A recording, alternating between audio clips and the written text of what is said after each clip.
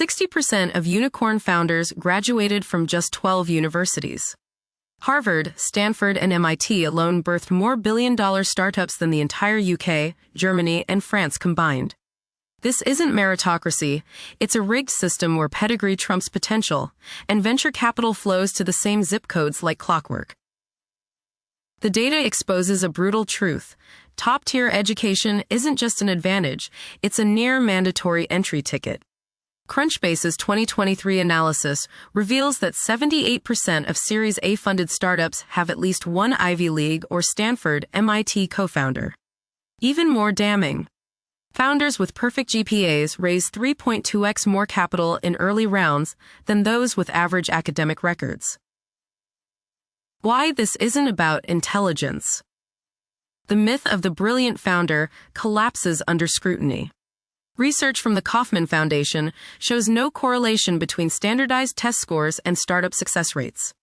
Yet VCs overwhelmingly back founders who look like the Zuckerberg archetype, young, male, and draped in elite institution credentials.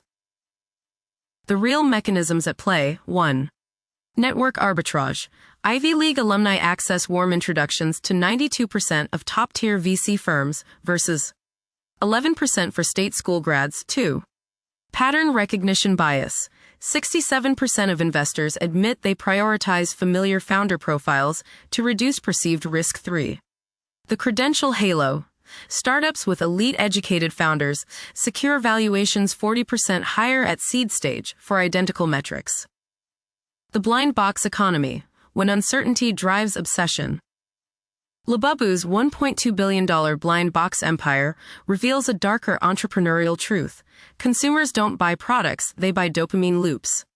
The psychology behind randomized rewards, variable ratio reinforcement, now dominates industries from gaming to venture capital itself. Founders exploiting this model share 3 traits: forced scarcity, limited edition drops, social proof stacking, FOMO-driven collector communities, progressive escalation, rarity tiers that mirror casino VIP systems. The implications are staggering. By 2025, 30% of DTC brands will adopt some form of blind box mechanics, not just for toys, but for SaaS subscriptions, random feature unlocks, fashion, mystery apparel bundles, even B2B services.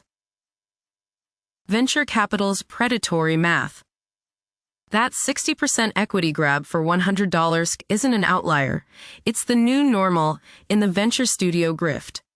An MIT study found these pseudo-incubators take 4 to 7x more equity than traditional accelerators, deliver 22% lower survival rates for portfolio companies, primarily target first-time founders from non-elite backgrounds. The playbook is transparent. 1. Position as co-founder to justify outrageous equity stakes. 2. Lock founders into convoluted vesting schedules. 3. Pivot the startup toward acqui-hire scenarios where only the studio profits. Zero budget growth, the underground playbook. While Ivy Leaguers secure million-dollar pre-seed rounds, the anti-establishment movement is proving organic growth beats bot traction. Analysis of 500 bootstrapped startups reveals top-performing channels, ROI greater than 1,000%, niche forum infiltration, Reddit, Discord deep dives, Trojan horse content, SEO-optimized tools disguised as blog posts, dark social referrals, private WhatsApp Telegram networks. The most revealing stat? Companies that scale to $10 MRR without paid ads have 35% higher retention rates than VC-funded counterparts.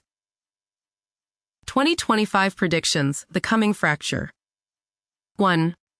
Elite credential inflation will crash. As remote work decentralizes talent, Stanford on a pitch deck will lose 40% of its current weighting by 2027. 2. Blind box fatigue sets in.